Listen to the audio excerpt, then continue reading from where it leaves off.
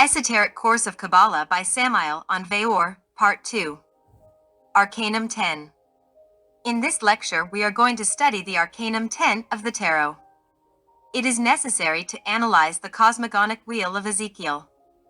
In this wheel, we find the battle of antitheses. Hermanubis rises through the right and Typhon descends through the left of the fatal wheel. This is the wheel of the centuries, the wheel of reincarnations and of karma.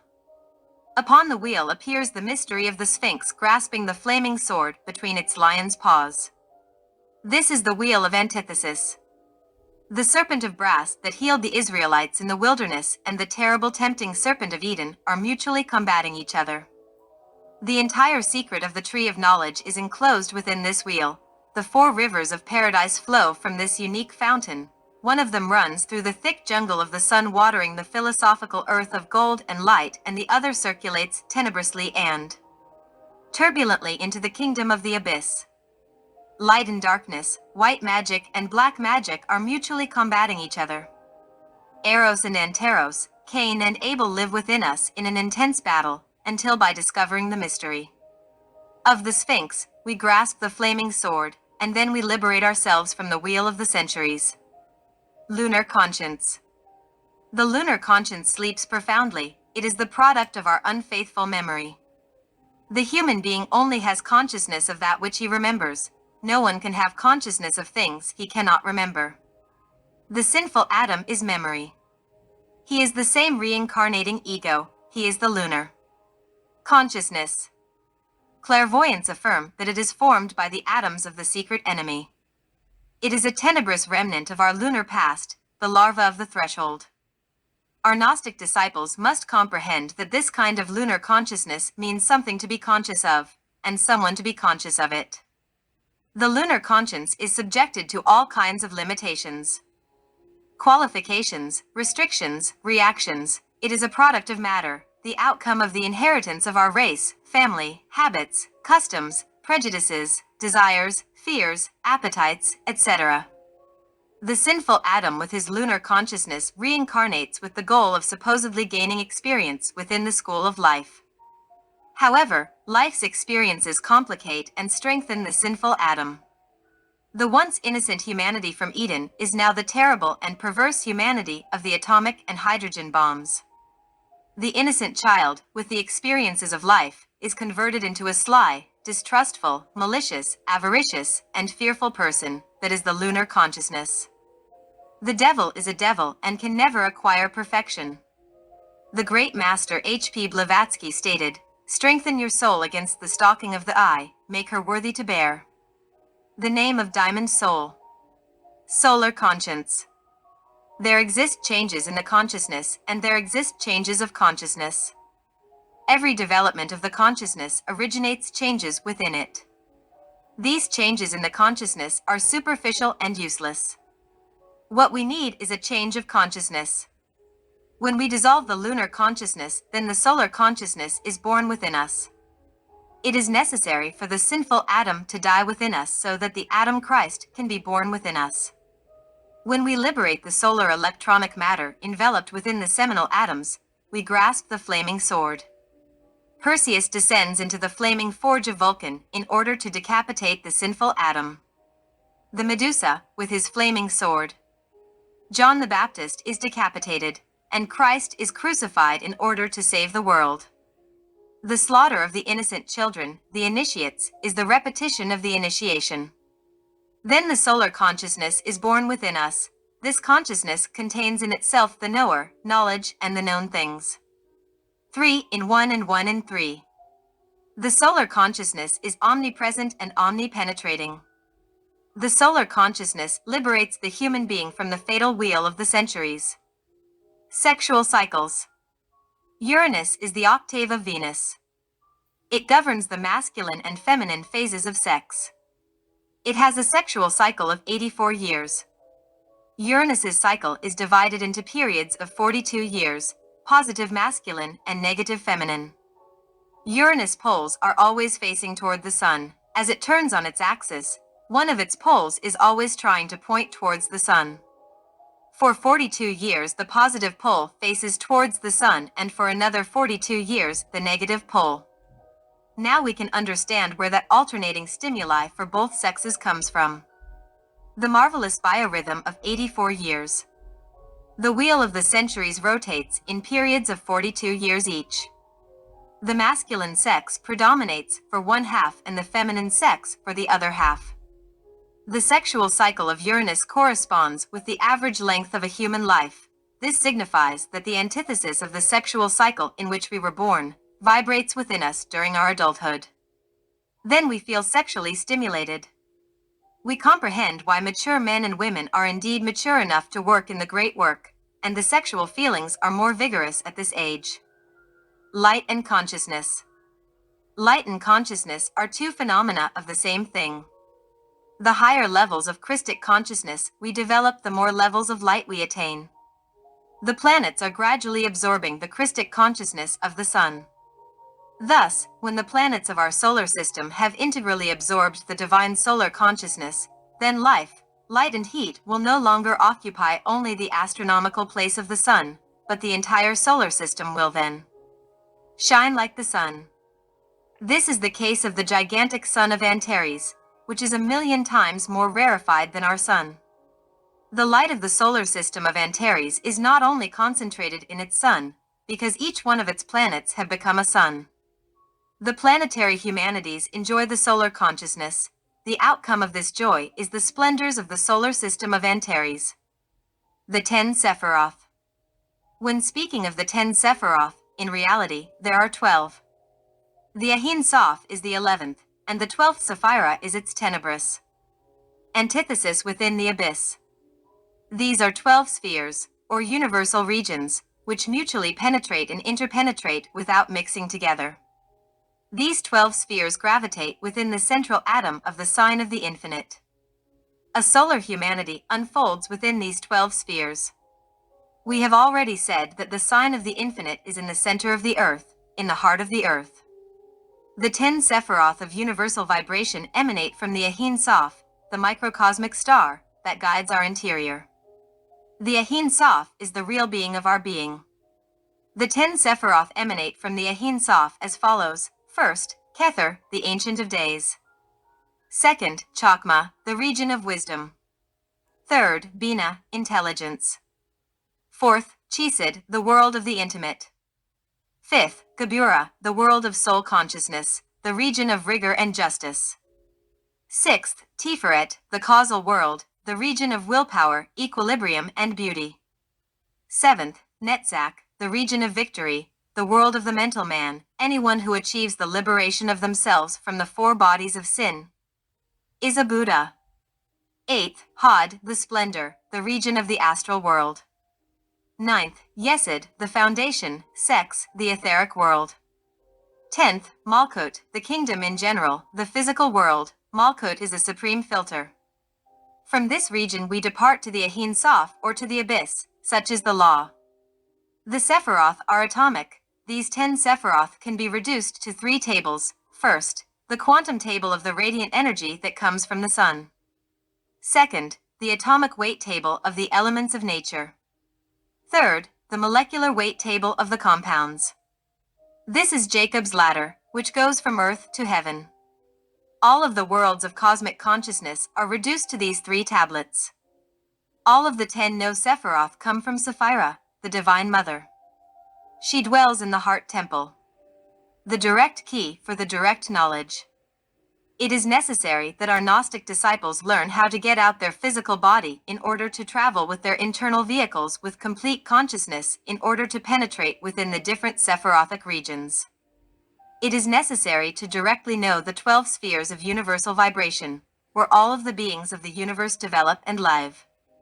The disciple must concentrate on the chakra of the heart, which is where the cosmic divine Mother abides.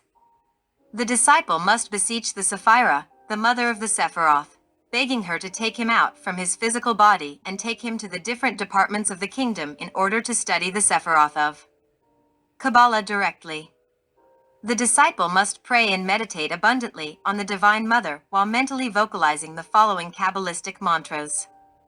Liferos, Liferos, Licanto, Ligoria. Vocalize these mantras by syllabifying them. If you carefully observe the intelligent phonetic structure of these mantras, you will see the three vowels E, A, O of the great mysteries.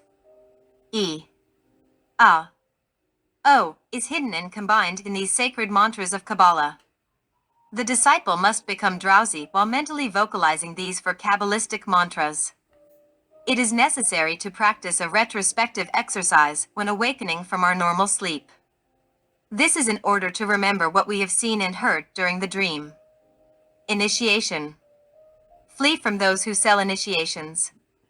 Remember, good devotee, that the initiation is your own life. If you want the initiation, write it upon a golden rod.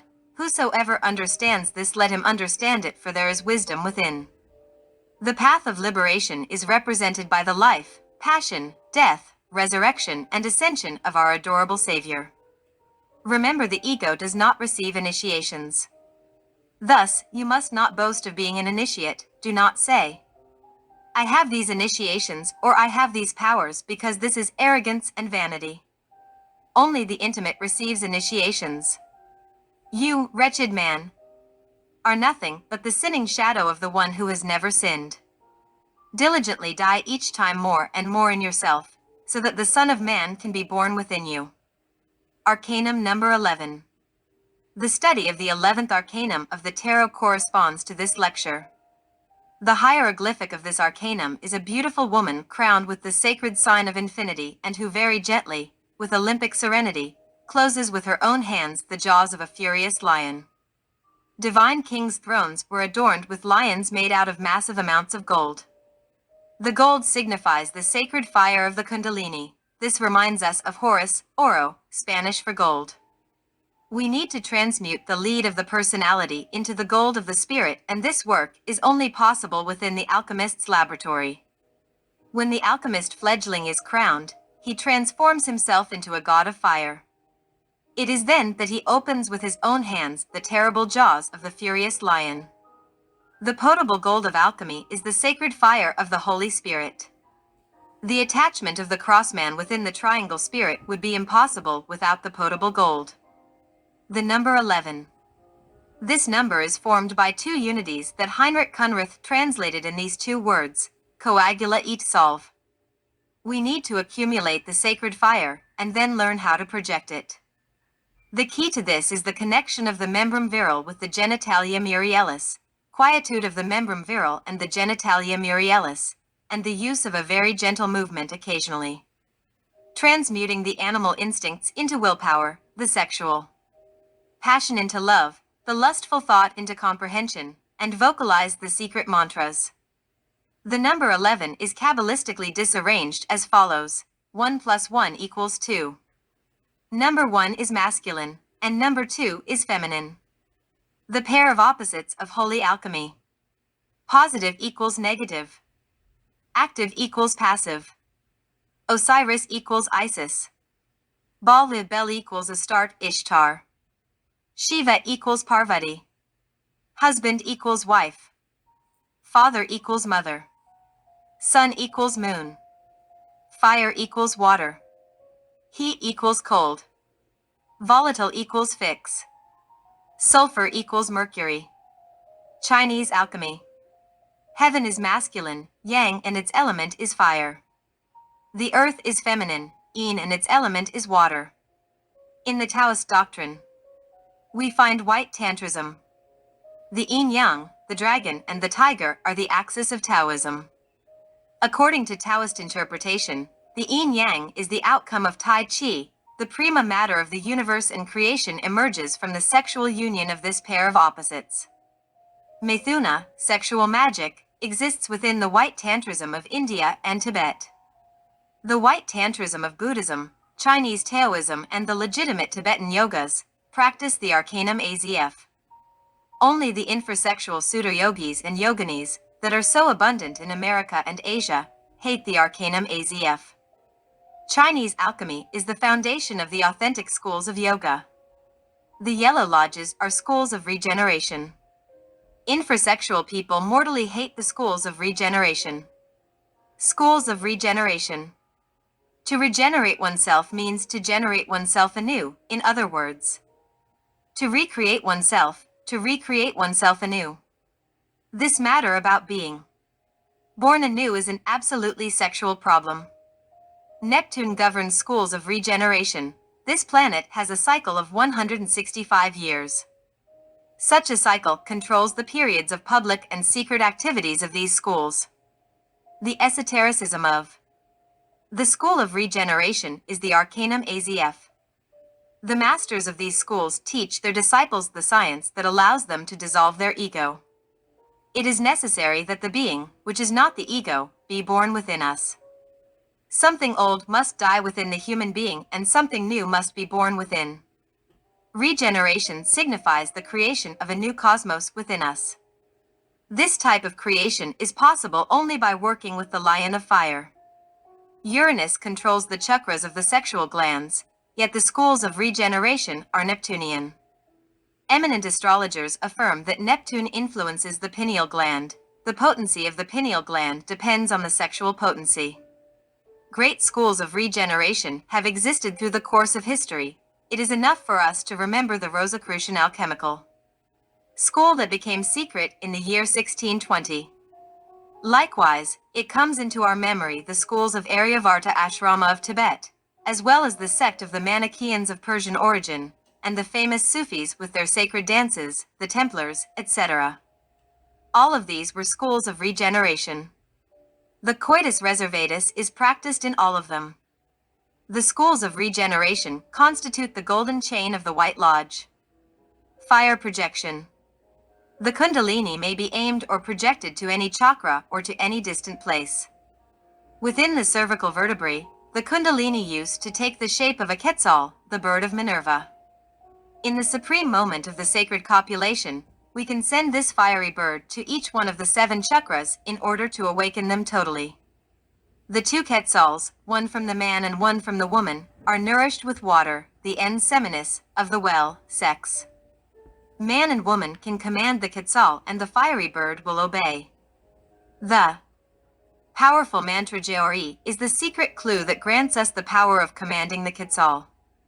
This miraculous bird can transform our face or make us invisible if we are in very grave danger. It can also awaken within us any chakra of the astral body or heal any distant ill person, etc. Imagination. There exist 2 types of imagination: mechanical imagination, fantasies, and conscious imagination, clairvoyance. Gnostic students must learn how to use their conscious imagination. Practice. The disciple must quiet his mind and emotions while seated in a comfortable chair or while lying down face up, in a reclining position. Now, imagine the marvelous Quetzal floating above your head. Mentally vocalize the mantram of power Proweoha. The Quetzal's divine image, a splendid bird of beautifully intense emerald feathers, golden green plume with a red belly, and long green feathers yet with a white undertail, will come to your imagination with this mantra. The disciple must become familiar with this bird and learn how to handle it.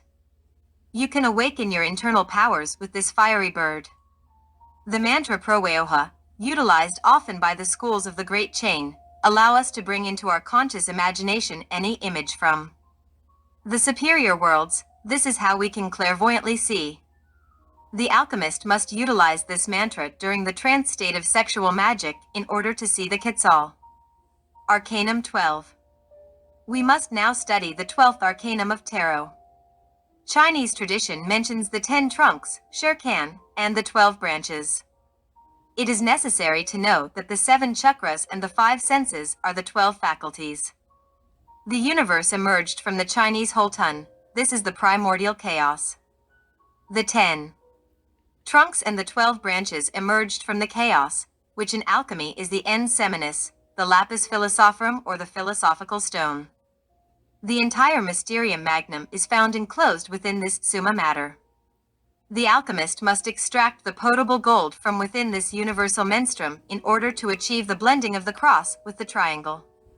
Before achieving this blending, we do not have a real existence. The 4 bodies of sin, physical, vital, astral, and mental, are controlled by the ego. The ego, the I, is not the divine being of the human being. Indeed, the I is the total sum of successive I's, for instance, John the drunkard, John the lover, Don Juan, John the intellectual, religious John, John the merchant, young John, mature John, John the elder, etc. All are a succession of egos, a succession of phantoms that are inevitably condemned to death. The I does not constitute the whole of what the human being is. John fought in the tavern, John is now a religious man, John became a bandit. To that end, every person is a dance of Johns, so who is the true John? Therefore, if we do not escape from the fallacy of all of those multiple egos, we cannot be sure that we have a real existence. Present humans have not incarnated their immortal soul, their divine being, yet. Thus, from this point of view we assure that present humans have no real existence yet. The annihilation of all of those false and mistakenly called centers of consciousness is only possible by denying oneself. We become astonished when we see how so many students of occultism dress themselves with tunics, as if they were great masters, and give beautiful sounding names to themselves, when indeed they do not even have a real existence. It is necessary to annihilate the I in order to attain true existence. Do you want to drink? Then do not drink. Do you want to smoke? Then do not smoke. Did they strike your right cheek? Then present your left. The supreme self-denial is found in the coitus. Not to ejaculate the ens seminis in the supreme moment is an absolute sacrifice of the I. The outcome of such a denial of oneself is the awakening of the kundalini. The fire burns the evil slag and, in the end, it dissolves the I absolutely. The fire is the potable gold. The great work. The 12th arcanum of the tarot represents the great work. On this card, we see a man that hangs from one foot. The hands of this man are tied in such a way that they form an apex of an inverted triangle. With his legs, he forms a cross that is over the triangle, over the rest of his body. The objective of the entire work is to acquire the soul, in other words, to attain the blending of the cross with the triangle. This is the great work. The 12th card of tarot is sexual alchemy. The crossman must join the triangle spirit by means of the sexual fire. According to the Chinese, the god Fuji, the Atom Christ, is born at midnight, on the 4th day of the 10th moon after precisely 12 years, the Virgin Hoa say, while walking along the shore of the river, the seminal liquor, conceived the Christ in her womb while placing her foot on the footprint of the great man. You must study these numbers April 10th, 12 under the light of the lectures 4, 10, and 12 of this present course. White and black tantrism. There exist two kinds of tantrism in the Orient. In the positive tantrism, the ejaculation of the ens seminis is not taught, whereas in the negative tantrism the ejaculation of the ens seminis is practiced. There is also a gray tantrism in which the seminal ejaculation doesn't have any importance. This tantra is very dangerous because it can easily mislead the students towards negative tantra, black tantrism. The positive sexual yoga is practiced without the ejaculation of the seminal liquor. There exists a tantric sadhana for the connection of the membrum viril and the genitalia. Muriellis. This connection is performed after an interchange of caresses between man and woman. The couple remains quiet, with their mind blank so that the I does not intervene. This is how they reach ecstasy during the tantric sadhana. The entire work is performed by the tantric yogis under the guidance of a guru. The only serious thing in India is the white tantrism. It forbids the ejaculation of the ens seminis. 12th key of Basil Valentine.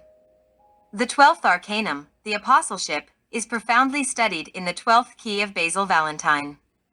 It is most important to understand it. As the lion transforms the serpent into his own flesh when he devours it, likewise the philosophical stone or powder of projection, red lion or living fire, has the power to transmute or transform all imperfect metals into his own igneous substance. The vile metals are the false values that constitute the I. The fire transmutes them, and then the I is dissolved. Thus, this is the way how we acquire soul. Being, that is, to be different. Without the fermentation of the gold, fire, no one can arrange the philosophical stone or develop the tincturing virtue.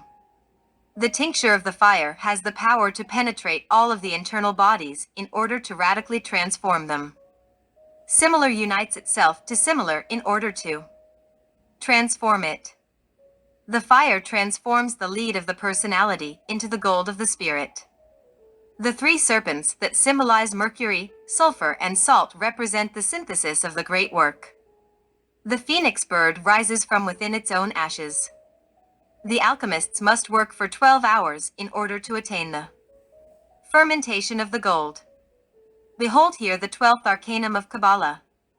Whosoever possesses the fermented gold may have the bliss of the real being. Non-identification. The present human is a dormant machine. If you want to awaken from the profound dream in which you live, then do not identify with pleasures, desires, emotions, dramas, scenes of your life, etc.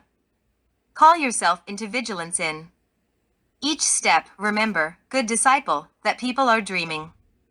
Observe people and their dreams, analyze all of those dreams in which humanity lives, but do not identify with those dreams so that you can awaken. People believe they are awakened because they are not sleeping in their beds. Regardless, they have their consciousness profoundly asleep, thus they dream. Everything that you see amongst the people is simply dreams. Nevertheless, remember that not to identify with one's dreams does not mean to abandon your duties as a father, a mother, or a son/daughter, etc. However, do not identify. This is how you will awaken from the profound dream in which you live. Arcanum 13. Let us now study the 13th arcanum of Tarot. This is the arcanum of death. Indeed, death is the return to the womb. Life and death are two phenomena of the same kind. Death is the remainder of whole numbers. When the mathematical operation is completed, only the values of the consciousness remain. These values, when seen clairvoyantly, look like a legion of phantoms that continue living. The reincarnation of the values is the mechanism of nature. Truly, the soul does not reincarnate, because the human being does not have his soul incarnated yet. Only the values reincarnate themselves. The embryo of the soul. The human being only has an embryo of soul. This embryo might be developed and strengthened by means of sexual magic. Sometimes this embryo believes that it is the whole and forgets about its origin. When this happens, we totally fail. Immortality. The human being should reach immortality, but does not have it yet. Only those who have incarnated their soul are immortal. The mind. It is stated that humans have one mind, yet we state that each human has many minds. Each phantom from the pluralized I has its own mind and even has self-independence. The man is a dormant machine operated by the legion of egos. We need to generate the Christ mind. Astral Christ. He who generates the astral Christ is able to immortalize himself within that body. The astral Christ is born only through sexual magic. Those people who generated the astral Christ in past reincarnations retain the memory of their past lives and know how to enter and exit from the physical body at will. These people are immortal. True identity. The common and run-of-the-mill people do not have a true identity, because through them only the phantoms of the pluralized I are expressed. Thus, after death the human being is a legion. The soul. He who incarnates the soul acquires true identity. He already is. The human being is still a non-achieved being, a being not yet achieved. The willpower. The human being confuses the force of desire with the willpower. We need to generate the Christ will. The laboratorium oratorium. The adept and her spouse must work together in the laboratorium oratorium. In the nuptial chamber, the king and the queen perform their alchemical combinations. Out of the royal chamber, the ravens of putrefaction devour the sun and the moon. The blackening and putrefying of the internal chrysalides or bodies of sin. The tomb of glass is the alchemist's cup. The soul's shuttle to fly. Symbol of the butterfly that comes out from within the chrysalis, a symbol of the Christified vehicles that come out from within their chrysalides. A hermaphrodite body, sun and moon, comes to life with the heavenly influence of the dew, the ens seminis. The hermaphrodite body encompasses the internal Christic vehicles that were generated by means of sexual magic. All of these Christic vehicles penetrate and interpenetrate without mixing.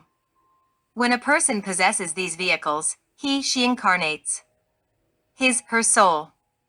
No man is a true man as long as he does not have these Christic bodies. The retort of alchemy. The prima matter of the great work is within the alchemical retort. This venerable matter is very volatile, and it is not stable. Its special characteristic is its instability and variability. By enkindling the sexual fire under the retort of alchemy, the venerable matter becomes hot and melts itself. When arriving at this stage of the work, the venerable matter has converted itself into a very gorgeous child glowing with beauty. This is the Soma Pachikon, the body of gold. With this precious vehicle, we may be able to consciously visit all the departments of the kingdom. Then, by giving new properties to this alchemical alloy, the astral Christ appears within the astral phantom. This is a very precious child who grants us immortality. After this second body has been formed, the problem of integrally understanding all the powers and acquired knowledge arises. This is only possible when the Christic intelligence is given to this alchemical alloy. Thus, the precious vehicle of the Christ mind happily rises from within the retort of the laboratory. It emerges from within the mental phantom. After this work has been completed, something is still missing. The Christ will is what is missing. Thus, by intensely reheating the retort of the laboratory, a divine child comes to life. This is the Christ will, the divine body of the soul.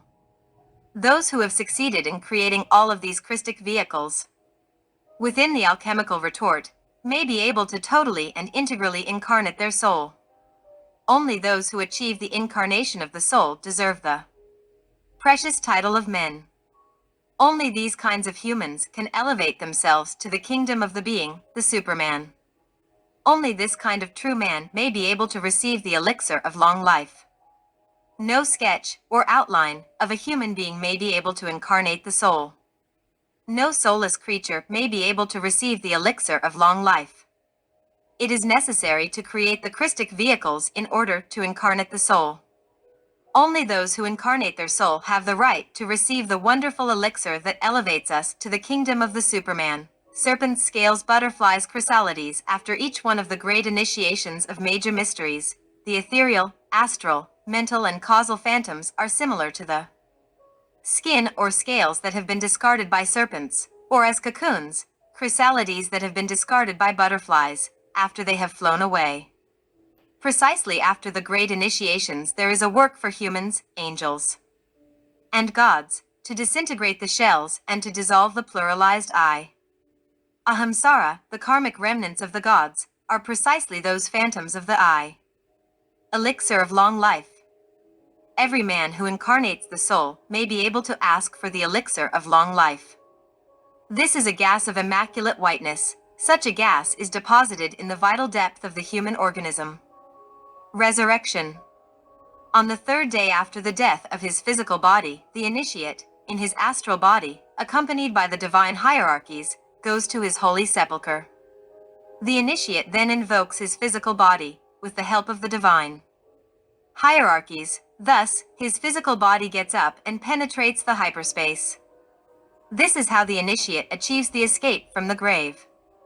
In the supersensible worlds of hyperspace, the holy women treat the body of the initiate with perfumes and aromatic ointments. Then, by obeying supreme orders, the physical body penetrates within the soul of the master through the sidereal head. This is how the master once again possesses his physical body. This is the gift of Cupid. After the resurrection, the master does not die again, he is eternal. The yogi Christ from India, the immortal Babaji, and his immortal sister Mataji, both live with the same physical body since millions of years ago. These immortal beings are the watchers of the guardian wall that protects humanity. The Great Service. Immortal beings can appear and disappear instantaneously. They can make themselves visible in the physical world. Cagliostro, Saint Germain, Quetzalcoatl, and many other immortal masters have performed great works in the world. The Superman. First, we must become complete men. Later on, after resurrection, we in fact elevate ourselves to the kingdom of the Superman. The actual man is nothing more than a human phantom. Arcanum 14. Very beloved disciples, let us now study the 14th arcanum of the tarot. It is convenient to state that the profound wisdom of this arcanum is classically divided into 3 parts. 1. Transmutation. 2. Transformation, and 3. Transubstantiation. We are going to study each one of these 3 parts separately. Transmutation. In the card of the 14th arcanum, there appears an angel who has the sun on his forehead. If we observe the angel, we will see that he has the square and the triangle of Gnostic esotericism on his vesture. The angel has a cup in each hand, and he mixes the substances of both cups. One cup has the white elixir and the other the red elixir. The elixir of long life is the outcome of the intelligent mixture of these 2 substances. When the septenary man is sexually united with the septenary woman, the sum their addition is the 14th arcanum of the tarot. Moreover, it is important to state that both the man and the woman have 7 principles, and that the most important and the fastest center of the human being is the sexual center. 7 bodies appear within the hearth. This represents that the bodies are within both alchemists, man and woman, the sun and the moon, because these are engendered when we combine the red elixir, the sun, and the white elixir, the moon, in the 9th sphere, represented by the ladder of Jacob, the sexual center. In the center of the Garden of Eden, we find a cherub, an androgynous being, located between the man and the woman. He holds the Star of David in his right hand, indicating to us that he is the outcome of the union of the 2 triangles, the 2 elixirs, sun and moon, man and woman. They combine the substances of their 7 bodies, above and below, by crossing the 4 elements, fire, air, water, and earth, of sex, which are represented in each corner of the square. The process of creating a new being, the true human being, is performed within the laws of the musical octaves. The 7 notes of the musical scale are the foundation of the whole creation. If we transmute the creative energy, we initiate a new octave in the ethereal world, which outcome is the birth of the soma. Pachikon, the soul's wedding gown. With this vehicle, we may be able to consciously penetrate into all the departments of the kingdom. The 3rd octave permits us to generate the true astral body, the astral Christ, the Christic astral body. When we reach this level, the old astral, the phantom, is reduced to an empty shell, which will disintegrate little by little. The 4th octave permits us to engender the Christ mind. This vehicle gives us the true wisdom and unity of thought. Only the one who generates the Christ mind has the right to say, I have a mental body. The actual mental body is only a phantom-shaped body. In reality, this phantom converts itself into an empty shell when the true mind is born. Then, the old mental corpse is disintegrated and reduced to cosmic dust. The 5th musical octave generates the true causal body. When we reach this level, we incarnate the soul, then, we have a real existence. Prior to this instant, we do not have a real existence. The work with the prostatic and uterine chakra.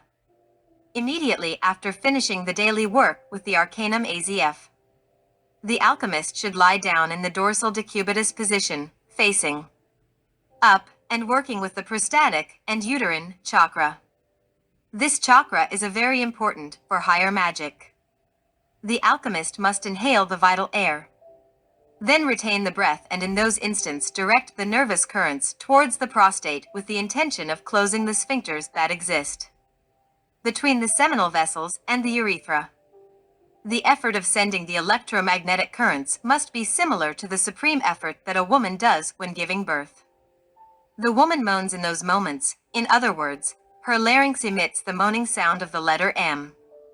Krumheller stated that initiation must start with the letter M and S. If we want to be born in the internal worlds, then we must also utter the sound of the letter M, as when one moans. It is about being born, and we must be born. Thereafter we slowly exhale, we wait for the breath to naturally return, and we inhale. We mentally pump up the creative energy and make it rise through the two canals Ida and Pingla into the chalice, the brain. We repeat the effort, and we continue. Imagination and willpower. Imagination is feminine, and willpower is masculine. When we work with the prostatic and uterine chakra, we must fuse these two powers in an alchemical wedding in order to promote the ascension of the creative energy. We do this first through the sympathetic cords of the physical body. Second, through the sympathetic cords of the ethereal body. Third, through the sympathetic cords of the body of desires. Fourth, through the sympathetic cords of the mental body. Fifth, through the sympathetic cords of the causal body. Advanced students must carry the creative energy even to the Ahin Saf, the heart. After certain time of practice, the student must learn how to direct the creative energy from the brain to the heart. The 14th arcanum is the arcanum of temperance. Transformation. Second aspect of the 14th arcanum, in Jina's state, a body can shapeshift easily. Circe shapeshifted men into pigs, temporarily. Legend states that Apuleius shapeshifted himself into an ass.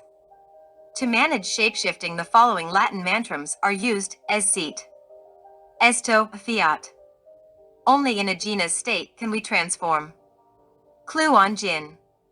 The devotee must sit at a table and cross his arms, placing them on the table. While resting his head on his arms, he must willingly fall asleep. The student must relax his mind by emptying it from any kinds of thoughts until it is left blank.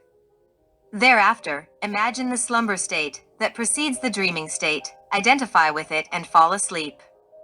When the student feels that he is in a state of slumber, he should get up from his chair, but keep the slumber state as if he was a somnambulist, and attempt a long jump as far as possible, with the intention of submerging himself within hyperspace with his physical body.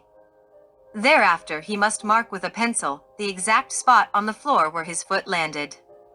The next day, he will repeat the experiment, marking with a pencil the place where he stepped. As the student practices this exercise, he will notice that each time the length of the jump is longer and longer. Finally, the day will arrive in which he will perform a jump that is beyond average. This will give the student joy because it will indicate that his physical body is now penetrating into hyperspace. Finally, the triumph will grant constancy, patience, willpower, and tenacity unto the student. Thus, on any given day, the student will definitively sustain himself with his physical body in the hyperspace. With his physical body, he will penetrate into the internal worlds. He will be in Jinn state. Then within a few moments, he will be able to transport himself to any place on earth. He will become an investigator of the superior worlds. Genii of Jinn. Before initiating the former Jinn practice, the student must invoke the genii of Jinn science. The devotee will invoke the Master Awara many times, as follows: I believe in God, I believe in Awara and in all the genii of the Jinn science. Take me with my physical body to all the temples of Jinn science. Awara, Awara, Awara. Take me. The transubstantiation, third part of the 14th arcanum, the Last Supper of the adorable Savior of the world, comes from archaic epics. The great Lord of Atlantis also practiced this ceremony, as the Christ Jesus did. This is a blood ceremony, a pact of blood. Each one of the apostles brought their blood in a cup, and then they mixed their blood with the royal blood of the Adorable One within the chalice of the Last Supper, the Holy Grail. Thus, this is how the astral bodies of the apostles joined the astral body of the Christ, by means of this pact of blood. The apostles drank the blood contained within the chalice, and Jesus likewise drank from it. The holy Gnostic unction is united with the Last Supper through this pact of blood. When these Christic atoms, solar astral atoms, descend into the bread and the wine, they are in fact converted into the flesh and blood of the Christ. This is the mystery of the transubstantiation. Arcanum 15. Let us go now to study the 15th arcanum of the tarot. We are going to study the male goat of Mendes, Typhon Baphomet, the devil. The alchemist must steal the fire from the devil. When we work with the Arcanum AZF, we steal the fire from the devil. This is how we transform ourselves into gods. The esoteric pentagram shines upon the forehead of the male goat. The caduceus of Mercury replaces the sexual organs. In synthesis, we can state that the caduceus of Mercury represents the sexual organs. Every alchemist needs to work with the caduceus of Mercury. This work is performed by means of the transmutation. The five-pointed star shines when we steal the fire from the devil. We need to develop the Kundalini and to dissolve the I. Only in this way can we attain liberation. The work with the demon, the initiates of the fourth path, which is the path of the astute man, choose to work with the devil on the process of the dissolution of their I. The tenebrous ones violently attack anyone who works in the dissolution of their I. This is why even though they are not demons, they are, however, usually surrounded by demons. When non-initiated clairvoyants see a man like this, they mistakenly misjudge him and end up calumniating him as a demon. The initiates of the path of the astute man become enigmatic. Disciples of the path become confused when they contemplate black candles upon the altars of these initiates. Then, as usual, they mistakenly misjudge them. Techniques for the dissolution of the ego. The I exerts control upon the five inferior centers of the human machine. These five centers are the intellectual, emotional, motor, movement, instinctive, and sexual. The I cannot control the two superior centers of the human being, which are the superior mind and superior emotion. If we want to dissolve the I, we must study it through the inferior centers. We need comprehension. It is urgent to comprehend the actions and reactions of each one of the five inferior centers of the human machine. The I exerts control over these inferior centers. Therefore, we walk on the path of the dissolution of the I with in-depth comprehension of the activity of each one of these inferior centers. Two people react differently before any given representation. What is pleasant for one person could be unpleasant for the other. The difference lies in the fact that one person judges and perceives the representation through his mind while the other does it through his feelings. The representation touches his feelings. Therefore, we must learn how to differentiate the mind from the feelings. The mind is one thing, and the feelings, or sentiments, are another. Within the mind there exists an entire play of actions and reactions that must be carefully understood. Within our feelings there are affections that must be crucified, emotions that must be studied, and in general an entire mechanism of actions and reactions that can easily be misplaced and confounded with the activities of the mind. Movement. We need to self-discover and comprehend our habits in depth. We must not allow our life to continue to develop mechanically. It seems incredible that we live within the molds of habits and that we do not know those molds that condition our life. We need to study our habits. We need to comprehend our habits. We need to self-observe the way we speak, the way we dress, the way we walk, etc. Habits belong to the center of movement. Games, football, tennis, and all sports in general belong to this center. When the intellect interferes with the center of movement, it destroys and damages it because the intellect is too slow, and the center of movement is much faster. When a typist works, he works with the center of movement. He can make mistakes on the keyboard if the mind intervenes. A man driving an automobile could suffer an accident if the mind intervenes. Instinct. There exist various types of instincts: the instinct of preservation, the sexual instinct, etc. There are also many perversions of instinct. Deep within every human being there exist subhuman, instinctual forces that paralyze the true spirit of love and charity. Those demonic forces must first be comprehended, then brought under control and eliminated.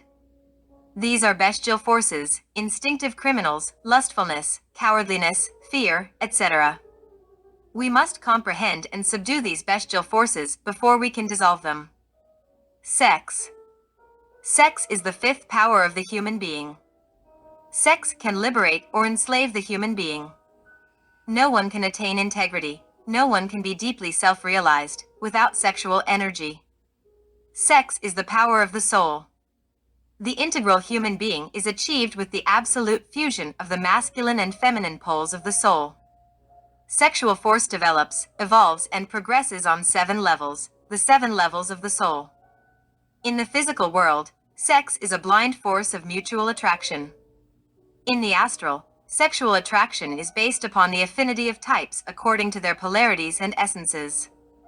In the mental plane, sexual attraction occurs according to the laws of mental polarity and affinity. In the causal plane, sexual attraction takes place on the basis of conscious will.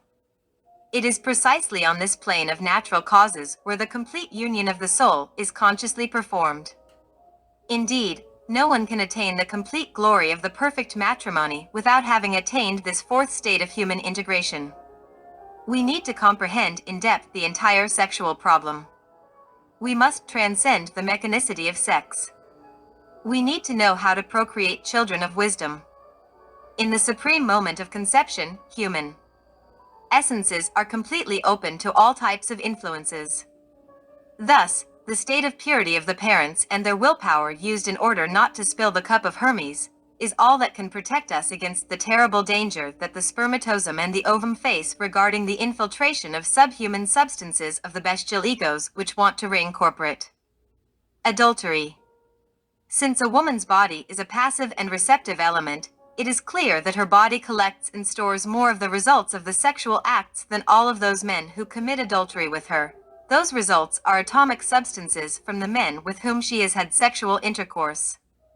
Therefore, when someone has sexual intercourse with a person who has been with another partner or other partners, both then absorb the atomic essences of the other partners and poison themselves with them. This is a very serious problem for those brothers and sisters who are dissolving the I, because then, not only do they have to fight against their own errors and defects, but moreover, they have to fight against the errors and defects of those other partners with whom they had sexual intercourse. Death of Satan. We discover the entire process of the I by comprehending the inner activities of each one of the 5 inferior centers. The outcome of this self-discovery is the absolute death of Baphomet or Satan, the tenebrous lunar I or sinning atom. We need to be integral. Integration has 7 perfectly defined steps. First, mineral state, dominion of the physical body and its 5 centers. Second, vegetal state, absolute control over the astral body and of its chakras, discs or magnetic wheels. This vehicle represents the vegetal state. Third, humanization of the mental body. Ordinarily, the phantasmal mental body of every human being has an animal face and an animal figure. It is animalized. When the mental matter is transformed into the Christ mind, we achieve the mental humanization. The mind represents the intellectual animal. Presently we are human only in our physical appearance, because in our depths we are still animals. In the mental plane, each one has the animal figure that corresponds to his individual character. Fourth, sexual function is the basic foundation of the human soul. Those who transmute their sexual energies have the right to incarnate their soul. Fifth, the 5th degree of integration is represented in any perfect human being. Sixth, universal infinite compassion. Seventh, the 7th definitive step is only possible within human gods. These are supermen. The mystery of Baphomet. It is indeed true and certain that the mystery of Baphomet is sexual alchemy. We transform the lead of our personality into the gold of the spirit based on rigorous comprehension and sexual transmutation. This is how the I is annihilated. The rose elaborates its perfume with the mud of the earth. The perfume of the rose is transmuted mud. The door of Eden. Sex is the door of Eden. The guardian of this door is the Assyrian Sphinx. The Egyptian Sphinx, the bull, golden calf, of Moses with the sword between its paws. This is the psychological I reflected in the Baphomet that with his sword drives out from the threshold all of those who are not prepared. The enemy is within us. We need to work with the demon in order to dissolve it. We need to steal the fire from the devil. Arcanum 16. Let us study now the 16th Arcanum of the Tarot. This is the Arcanum of the Fulminated Tower. This is the Tower of Babel. Two personages are precipitated to the bottom of the abyss. One of these personages, when falling with his head downwards and his legs and arms outstretched, represent the inverted pentagram. Many are the initiates that allow themselves to fall, many are the fulminated towers. Any initiate that spills the cup of Hermes inevitably falls. The legend of the fallen angels has been repeated and will be repeated eternally. Presently many fallen gods live in the world. They are now costumed with the bodies of human beings. The human specter. Present humans are soulless creatures. When death arrives, for them, only the human specters continue. From this specter escapes the embryo of the soul. The post-mortem states mentioned by occultists correspond to the embryo of the soul. This embryo returns to its true being that normally lives in the causal world. An in-depth analysis takes us to the conclusion that the human specter is a den of filthy demons. The conclusion is that the human being becomes a legion of demons that continue on. Indeed, the physical human person dies. The human being is not immortal nor powerful yet. However, the human beings believe themselves to be so, but the breaking point of arrogance is that the ray of death fulminates them, and from the Tower of Babel they roll into the abyss. This is the fatality. Astral Christ and mental Christ. The man has two centers that he does not yet use, the superior mind and the superior emotion. These are the two divine centers, the true instruments of the eternal and imperishable man with soul. We can profoundly study the great mysteries of life and death with these two superior centers. We may be able to penetrate within the great reality which is found far beyond eternity and time. The human who believes that she is using these two centers without having engendered the vehicle of the mind Christ and the vehicle of the astral Christ is completely mistaken. It is necessary to engender these two vehicles in order to dress the superior mind and the superior emotion. Only with the Arcanum AZF is it possible to engender these two superior vehicles. In the third initiations of major mysteries, the astral Christ is born. In the fourth initiation of major mysteries, the mental Christ is born. The astral and mental bodies studied by occultists, and which Theosophy often refers to, are just miserable specters of death that eventually will be fulminated by the terrible ray of cosmic justice. Thus, this is how the Tower of Babel, along with Satan, will roll into the abyss. Immortality. Whosoever possesses the astral and mental bodies becomes absolutely immortal. When we study these Christic vehicles and compare them with the astral and mental vehicles that are used by the defunct, then we find the following differences. The astral Christ shines marvelously, whereas the dead astral does not shine because it is just a fatal shadow. The mental Christ shines gloriously, whereas the dead mind does not shine. The astral Christ is clean from passions, whereas the astral of death is a vehicle for animal passions. The mental Christ has an angelical divine figure, whereas the mind of death has an animal figure. The astral Christ has the Kundalini and the chakras awakened, whereas the astral of death does not have the Kundalini awakened, and if by chance it has the chakras awakened, by means of any kind of esoteric discipline, they shine like fatuous fires within the darkness of the abyss. Summary: the Christic man is immortal, whereas the earthly man is not. The Christic man shines like the sun, whereas the earthly man is just a shadow. The Christic man is a self-realized being. What is fundamental?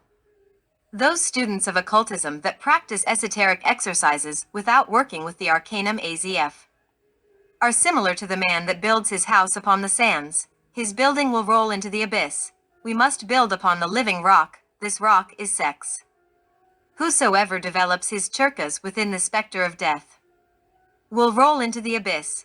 His temple will be a fulminated tower. Whosoever engenders his Christic bodies with the Arcanum AZF and works with the development of his chakras becomes a living Christ. The awakening of the consciousness. It is necessary to awaken the consciousness in order not to fall into the abyss of perdition. Nowadays, there exist many esoteric leaders who have their consciousness asleep. Blind leading blinds will roll into the abyss. This is the law. present human beings live absolutely asleep. For instance, if a group of football players all of a sudden awakened the consciousness during a game, you can be absolutely sure that the game would unexpectedly end because all the players, ashamed of themselves, would immediately flee from the football field. The fundamental cause of the profound dream, in which humanity lives, is that which is called fascination. The football players are profoundly fascinated by the game, and so they play dreaming. Apparently, they are playing while awake, but in reality, they are dreaming. The ordinary sleep.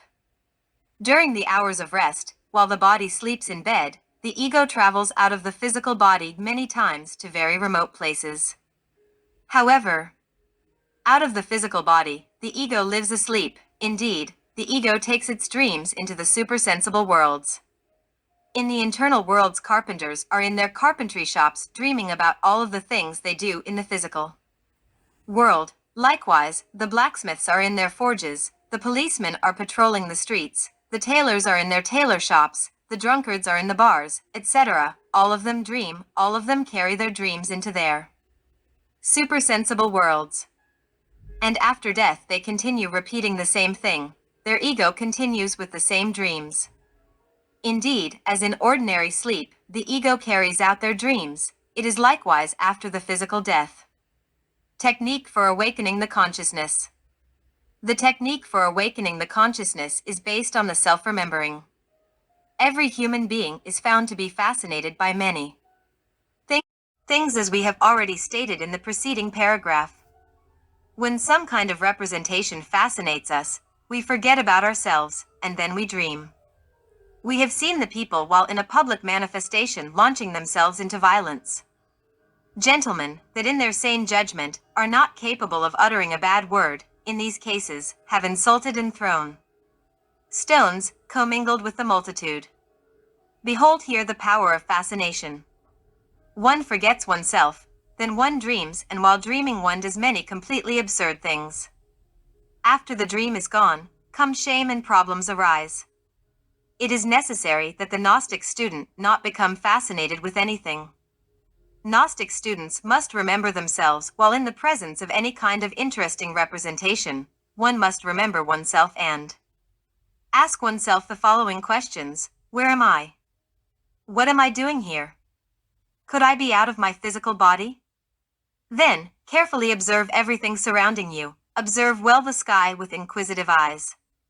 Any kind of detail from the internal worlds. Be it a set of foreign colors, be it a strange animal, the beloved shadow of a deceased person, etc., this will confirm that you are out of your physical body. Then you will awaken the consciousness. It becomes very useful, in those instants of reflection and self-remembering, to hop with the intention of floating in that environment. It is logical that if we float, it is because we are out of our physical body. If all the dormants, while sleeping, ask themselves such reflective questions, it is logical that they would awaken consciousness. If the ego, after death, asks itself such questions in the presence of any representation, then it would awaken instantly. Unfortunately, the ego never thinks about those questions because during its life it has never had the custom of questioning itself. It is necessary to grasp this custom and to live it intensely. Only in this way can we conceive of the idea of asking ourselves such questions while sleeping and after death. The result of this practice is the awakening of the consciousness. Anyone who awakens their consciousness may become clairvoyant. Anyone who awakens the consciousness lives while the physical body sleeps. The great masters do not dream because they are completely awakened in the superior worlds. The great masters are conscious citizens of the supersensible worlds. The great masters work consciously and positively in the superior worlds while the physical body sleeps. Therefore, it is necessary to awaken the consciousness in order to not be blind. The blind can fall into the abyss. The Arcanum 16 is very dangerous. Memory. We have found that the entire memory is deposited within the subconsciousness. Many initiates work in the superior worlds during the normal sleeping state in a conscious form. Unfortunately, in the physical world they ignore this because they do not have good memory. We must learn to manage the subconsciousness. At the time of awakening in the morning, we should address the subconsciousness as follows: Subconsciousness, inform me of everything that I saw and heard while out of my physical body. Thereafter, practice a retrospective exercise in order to remember everything that you did while out of your physical body. Force the subconsciousness to work. Give it imperative orders to force it to inform you. You should practice this exercise during the state of slumber while awakening in the morning. Arcanum 17. This is the 17th arcanum of the tarot. The hieroglyphic of this arcanum is the radiant star and eternal youth.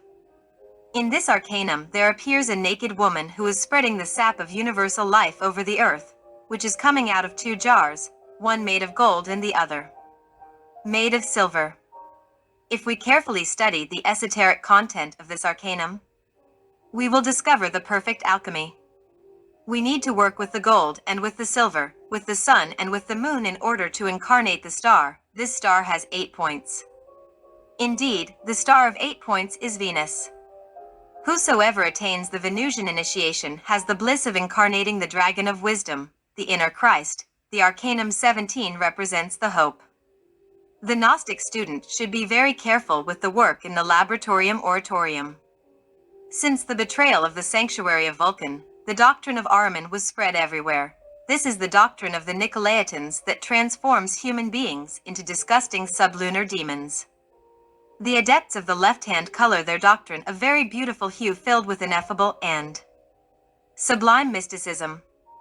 Many are the brethren of the path that have entered this tenebrous path. The basic foundation of the doctrine of the Nicolaitans consists of spilling the cup of Hermes. These offspring of darkness ejaculate the ens seminis during their practices of sexual magic. Billions of solar atoms are lost with the ejaculation of the ens seminis, which are replaced by billions of atoms from the occult enemy. These satanic atoms are picked up from the atomic infernos of man by the creative organs after the ejaculation. When such satanic atoms attempt to rise through the sympathetic canals to the brain, they are downwardly precipitated by the three rays, Father, Son, and Holy Spirit. When these kinds of tenebrous atoms descend, they violently crash against a master atom of the Black Lodge that resides in the fundamental chakra of the coccygeal bone. This evil atomic entity then receives a formidable impulse which gives him power to negatively awaken the fiery serpent of our magical powers. In such a case, the fiery serpent descends downward to the atomic infernos of the human being and becomes the tail of Satan. This is how the human being is definitively born in the abyss as a submerged sublunar type of demon. There are many students of the luminous path that have gone astray by this dark path. It is good to remember that the great masters of the sanctuary of Vulcan fell under this subtle temptation and were converted into terrible, perverse demons. The narrow door. There are many students of occultism who are convinced that many paths exist in order to reach God. There are some who affirm that 3 paths exist, there are others who state that 7 paths exist, and still others who believe that 12 paths exist. We state that the 3, the 7, and the 12 are reduced to 1, which is sex. We have carefully studied the 4 Gospels and have not found within any of the 4 Gospels such an affirmation that states that there are multiple ways to reach God. Conclusion: such an affirmation is absolutely false. Indeed, such an affirmation is a sophism in order to cheat those who are naive. Jesus, the chief of the souls, only spoke about one gate and about one straight and difficult narrow path. He never stated that there were multiple ways to reach God. The great Master Jesus textually stated the following: 24 Be striving to go in through the straight gate, because many, I say to you, will seek to go in, and shall not be able.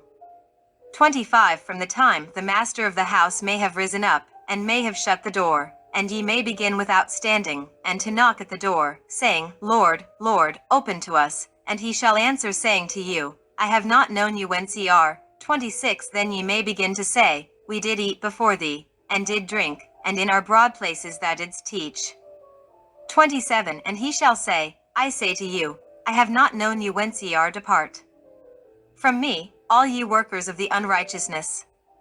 28 There shall be there the weeping and the gnashing of teeth. when ye may see Abraham, and Isaac, and Jacob, and all the prophets, in the reign of God, and yourselves being cast out without. Luke 13 verses 24-28. Indeed, those who are saved are very few, because few are those who enter through that straight, narrow and difficult door of sex. There is no other door, it has never existed and will never exist. The mechanical evolution of nature does not save anybody, time does not save anybody. It is necessary to be born again, and this subject matter about birth has been, is, and will always be an absolutely sexual matter. Thus, anyone who wants to be born again has to work with the sap of life that is contained within the two sacred cups that the naked woman of the 17th Arcanum has in her two hands. The three rays. It has been stated that there exist three rays of inner self-realization. These three rays illuminate only one door and only one path, which is sex. The three rays are mysticism, yoga, and the perfect matrimony. However, without the Arcanum AZF, it is not possible to advance a single step on the path of the razor's edge, spinal medulla. Yoga. In the Western world, the teachings of yoga have been delivered in a bad manner. A lot of pseudo-sapient yogis have spread the false belief that the true yogi must be infrasexual, an enemy of sex. Some of these false yogis have never even visited India. They are infrasexual pseudo-yogis. These ignoramuses believe that with these yogic exercises, such as asanas, pranayamas, etc., they are going to achieve in-death realization. The worst of these cases is that they not only have such false beliefs, but additionally, they propagate them. Thus, they cause many people to stray away from the narrow and difficult door that leads unto the light. No authentically initiated yogi from India would ever think that the intimate self-realization could be achieved with pranayamas or asanas, etc. Any legitimate yogi from India knows very well that such yogic exercises are only co-assistants that are very useful for their health and for the development of their powers, etc. Only the Westerners and pseudo-yogis have within their minds that with these mentioned exercises they would be able to self-realize. In the ashrams of India, sexual magic is practiced in great secret. Every true initiated yogi from India works with the Arcanum AZF, taught by the great Hindustani yogis that have visited the Western world, and if this has not been taught by these great initiated Hindustani yogis, if this has not been published in the books of yoga, it was precisely to avoid scandals. Sex is the stumbling stone and the rock of scandal. You can be absolutely sure that those yogis who do not practice sexual magic will never achieve birth in the superior worlds. The one who affirms the contrary is a liar, an impostor. Astrology. In each reincarnation, the human being is born under a different star. A wise man stated, "I raise my eyes towards the stars that will come to my rescue. Nonetheless, I always follow the star which leads my interior." Indeed, that star is always the same. It does not change in any of our reincarnations. It is the star of the Father. Thus, what is most important for us is to incarnate that star of the Father. Behold here the mystery of the Arcanum 17. When the sap, which is contained within the cups of gold and silver, is wisely combined and transmuted, it allows us to attain the incarnation of the star. The star, crucified on the cross, is the Christ. Arcanum 18. Now, let us study the 18th Arcanum of Kabbalah. This is the Arcanum of the crepuscular twilight. It becomes necessary for our Gnostic disciples to profoundly reflect on the esoteric content of this Arcanum. We have been strongly criticized for not continuing with the already known Hebraic monotony. Certainly, we do not want to follow the same Hebraic monotony.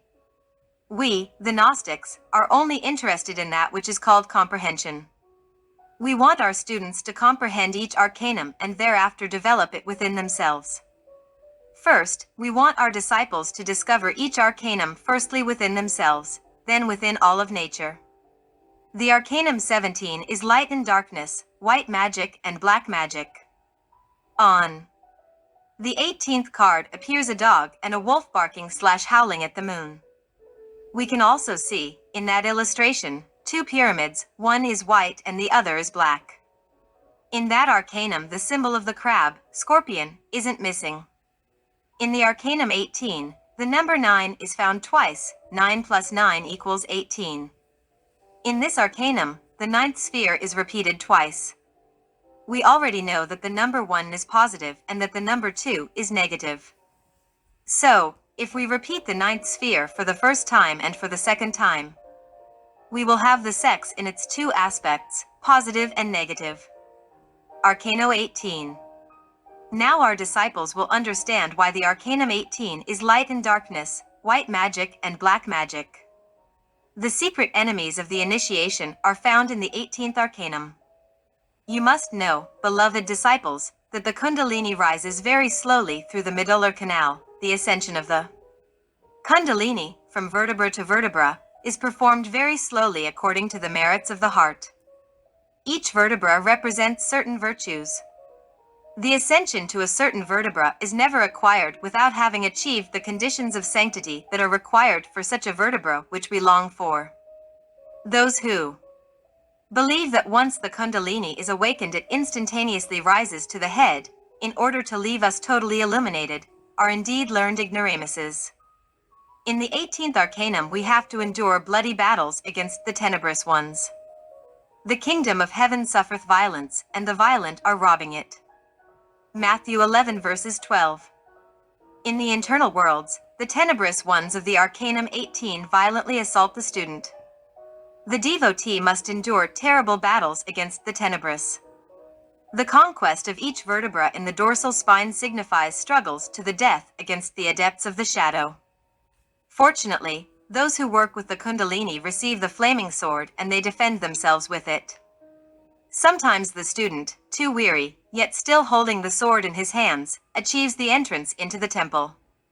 Terrible are the efforts that the tenebrous ones exert in order to withdraw the student from the path of the razor's edge. This path is full of dangers from within and from without. Many are those who begin, yet few are those who finish. In the Arcanum 18, there are very subtle dangers that the student ignores. The tenebrous gather in their temples in order to count the number of vertebrae conquered by the student. Each vertebra symbolizes a cup for them. On the altar they place the same number of cups as the number of vertebrae the student has conquered. They judge the neophyte on this basis and consider him a thief. The tenebrous one's thoughts may be formulated as follows: You have stolen many cups from us. You are stealing powers from us. You are a thief. The tenebrous never believe themselves to be bad. On the contrary, they believe themselves to be wells of sanctity. Therefore, when they attack the student, they do it with good faith, because they believe that the student is a thief of powers, and that is all. Indeed, the abyss is filled with sincerely mistaken people. These are people with very good intentions. The number 9 is positive and negative at the same time. Now we explain the mystery of the 18th Arcanum. In this terrible arcanum we find all the potions and all the witchcraft of Thessaly. Here is the kitchen of Canidia. We can read, in the epics of Horatio, how this horrible witch of Rome made all of her potions. The books of the grimoires are full of tenebrous recipes which are obviously related to the Arcanum 18, such as erotic magical ceremonies, rites in order to be loved, dangerous potions, etc. All of this is the 18th Arcanum. We must warn the Gnostic students that the most dangerous potion that the tenebrous use in order to take the student off of the path of the razor's edge is the intellect. Bluntly, we warn our disciples that out of 2 million people living in this world, only a small handful of souls, which we could count on our fingers, will be worthy of the angelic state. The rest, the great majority, is a lost harvest who will sink into the abyss forever. To be an angel is very difficult. Neither time nor the mechanical evolution of nature can ever convert a human being into an angel, because this is a sexual matter. Adam Christ. In order for the Christ to be born within us, it is first necessary for the Buddha to be born within us. When the man has engendered all his internal vehicles, then he incarnates his Buddha and becomes a Buddha. We warn our students that the soul is not Christ. There are many Buddhas that exist in Asia that still have not incarnated the Christ. Remember, beloved disciples, that beyond the Buddha is the resplendent dragon of wisdom, it is the inner Christ of every man coming into this world. When the resplendent dragon of wisdom enters into the soul, then he is transformed into the soul and the soul is transformed into him. The outcome from this divine and human mixture is that which is called the Adam Christ, the Son of Man. Necessary that our Gnostic disciples understand that the resplendent dragon of wisdom, the inner Christ, of every man who comes to this world, has no individuality. The latter is the product of the I, and the Christ is not any kind of I. Thus, it is absurd to talk about the Christ I, when indeed the internal Christ does not have any kind of I. The dragon of wisdom transcends any kind of I, and is beyond any individuality. The adorable is absolutely infinite and impersonal. Solar internal bodies. Indeed, present humans still do not possess their internal vehicles. The present astral, mental, and causal vehicles used by humans are nothing more than mental forms that we need to disintegrate.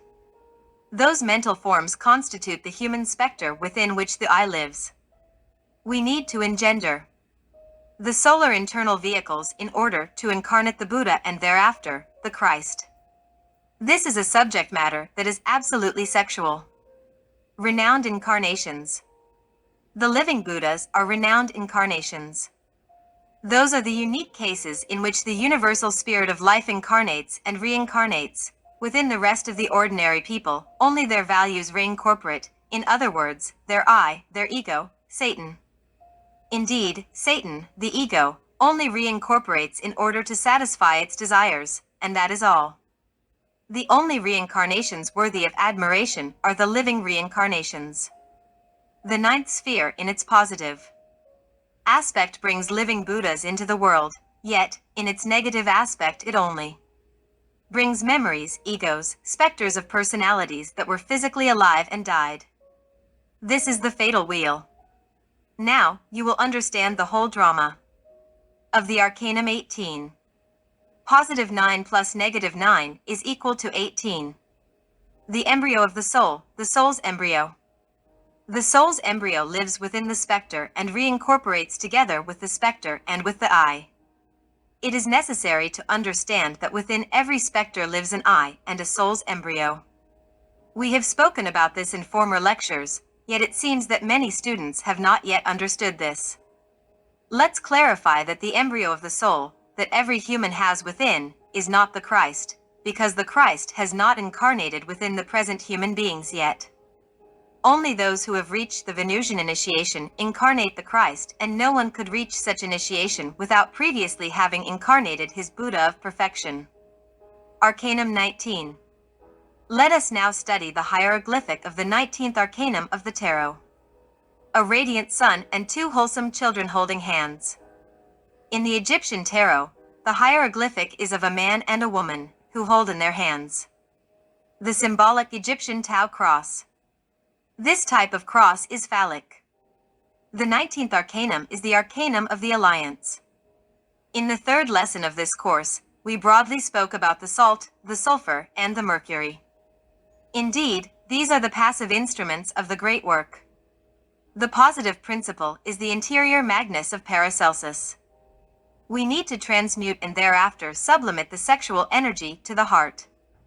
It is impossible to advance in the great work without the force of love. The psychological I does not know how to love, because the psychological I is desire. It is easy to confuse the desire with that which is called love. Desire is a substance that decomposes into thoughts, volitions, feelings, romances, poetries, tenderness, sweetness, anger, hatred, violence, etc. People are always deceived by the poison of desire. The lovers always swear that they are in love, when in reality they are only desiring. The human being does not know that which is called love, however, we have in the depths of our being a principle that loves. Unfortunately, we do not have this principle incarnated. This principle is the soul, the inner Magnus of Paracelsus. If people had incarnated that soul principle, then they could love, only from heart to heart. From soul to soul is it possible to love. Unfortunately, people only have Satan. incarnated, and the latter does not know what love is. Satan only knows about desire, that is all.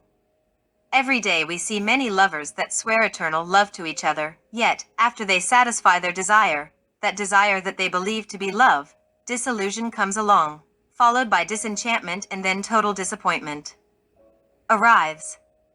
Desire is the great swindler. Whosoever wants to work in the great work has to annihilate desire. It is necessary to know how to love. Love has its peculiar happiness and its infinite beauty. People do not know that which is called love. Love is similar to the feelings shown by a newborn baby. Love forgives everything, gives everything. It does not demand anything. It does not ask for anything. It only wants the best for the one that loves, and that is all. The true feeling of love is perfect, and Satan knows nothing about perfection, because Satan is desire. If you want to love, be prudent. Do not confuse love with desire. Do not let yourself be cheated by desire, the great swindler. Within yourself is an embryo of soul. It is able to love.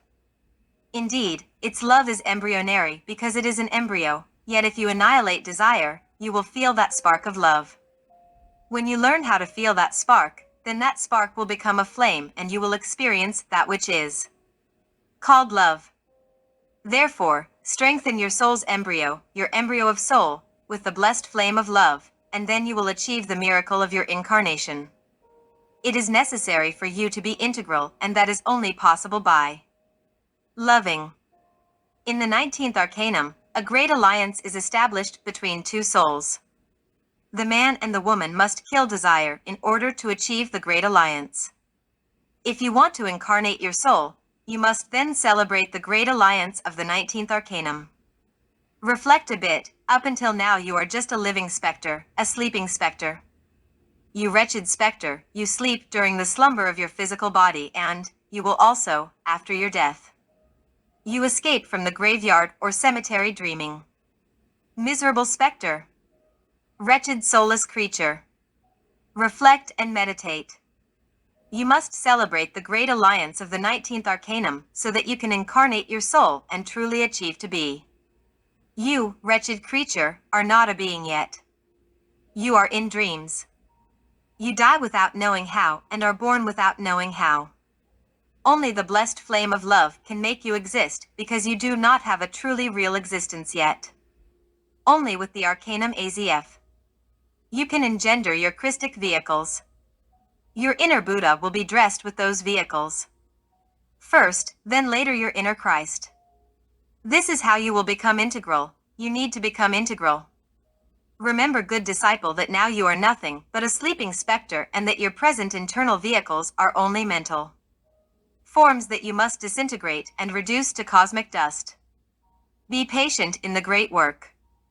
If you want to incarnate your inner Christ, then you must be sour like the lemon, be displeased. Kill not only desire, but even the very shadow of desire. Be perfect in your thoughts, words, and deeds. Be pure. Pure. Pure. The philosophical stone sex is represented by the philosophical stone. This is the stone of Heliogabalus. The elixir of long life cannot be acquired without this stone. The two columns of the temple, Jachin and Boaz, are the man and the woman who are in alliance in order to work with the philosophical stone. Whosoever finds the philosophical stone is transformed into a god. The great tempter. The psychological eye is the great tempter. The eye hates sexual magic because the eye wants the complete satisfaction of desire. The eye is the one who thinks and searches, whereas the being does not need to think or search. When we are working in the great work, the eye does not feel secure, thus, it searches for that which is called security. The students of the luminous path always fall into the abyss of perdition when searching for security. Therefore, do not allow yourself to be seduced by the great tempter. While the mind is searching around for results, it is because we are not ready for the great work. Satan always wants results. Satan always goes around hunting for something. Thus, do not allow your mind to be poisoned by Satan. Do not waste your mental energy torpidly. With the battle of reasoning, we waste our mental energy. Let's remember that it is the I who reasons, whereas your soul does not need to reason. It is painful to see the specters of death reasoning about problems that do not exist. Those sleeping specters are worthy of pity. Indeed, the I is the great reasoner. Love. When the mind does not search anymore, when the mind does not seek refuge, when the mind does not seek for security, when it does not covet more books or more knowledge, when the mind ignores the memories of desire, then only that which is called love will remain within us. That is what is called love. How great it is to love! Only the great souls can and know how to love. Arcanum 20. Let us now concentrate profoundly on the study of the Arcanum 20 of the Tarot. The hieroglyphic of this arcanum is judgment. A genie plays the trumpet and the dead escape from the sepulchre. We must know that in this arcanum a man, a woman, and a child are revived. This is the marvelous, wonderful ternary. Studying this arcanum, we are not going to continue with the old Hebraic sameness monotony. It is necessary for us to judiciously concentrate on the problem of resurrection if what we truly want is to be resurrected masters. Questions: how do we reach resurrection? How do we not reach resurrection? How do we triumph? How do we fail?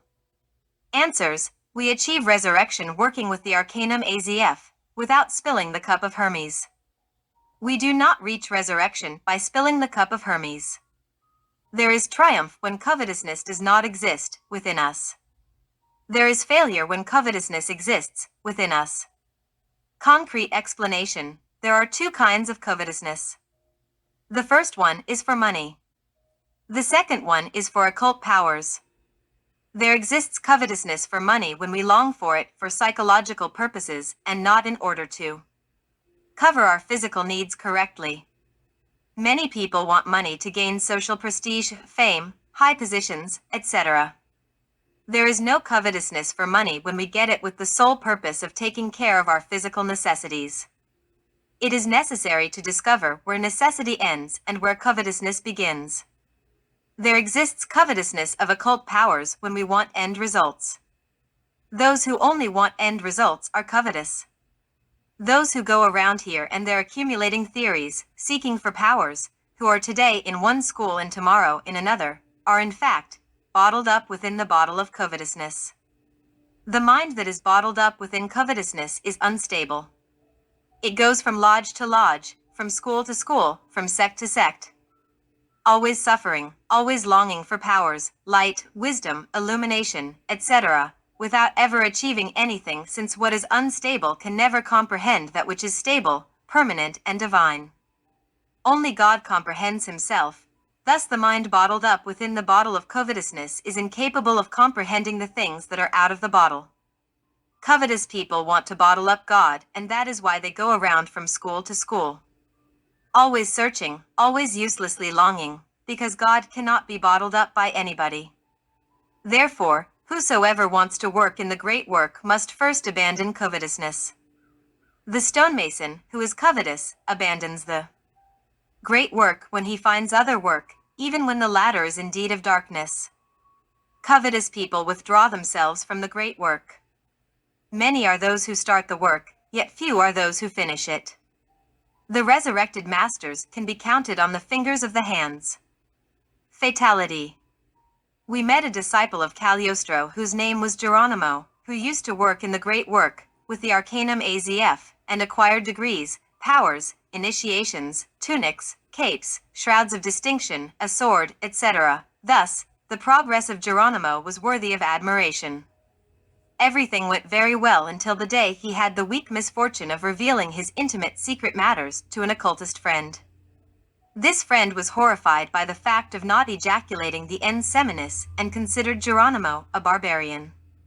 Thus, he advised Geronimo to ejaculate the cup of Hermes. He instructed Geronimo, telling him that in the supreme moment of orgasm, he must mentally assume an edifying and essentially dignified manner, and thereafter, he said very saintly, spill the cup of Hermes, and this is how one must work in the great work. This is the logic of absurdity.